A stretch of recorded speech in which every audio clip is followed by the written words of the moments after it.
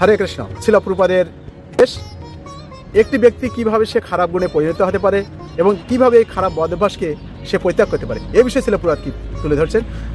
যখন আমরা শিশু ছিলাম, নিষ্পাপ, আমাদের কোনো কুঅভ্যাস ছিল না, কিন্তু যতই আমরা বড় হই এবং খারাপ সঙ্গের সাথে যুক্ত হই, আমরাও এইসব কুঅভ্যাস আয়ত্ত করি। এই সমস্ত অভ্যাস ত্যাগ করা মানে আমাদের সাধু বা ভক্ত সঙ্গ করতে হবে, তখন আমরা এসব ত্যাগ করতে পারবো। একে বলা হয় অনত্ব নিবৃত্তি, মানে অনাবশ্যক কুঅভ্যাস ত্যাগ করা। মস্তিষ্ক শিল প্রভুপাদের মন্তব্য। প্রভুপাদ তুলে ধরছেন যে একটি শিশু যখন সে নিষ্পাপ শিশু থাকে, সে কীভাবে খারাপ হতে পারে, অর্থাৎ সে সঙ্গ প্রভাবে, হয়তো মা তাকে ডিম কিংবা আমিষ আর কিছু খাওয়াচ্ছে, তার মধ্যে রজগুণ তমগুণের মনোভাব এসে যাচ্ছে, তারপর বন্ধু বান্ধব খারাপ বন্ধুদের সাথে মিশছে, সে আরও খারাপ হয়ে যাচ্ছে।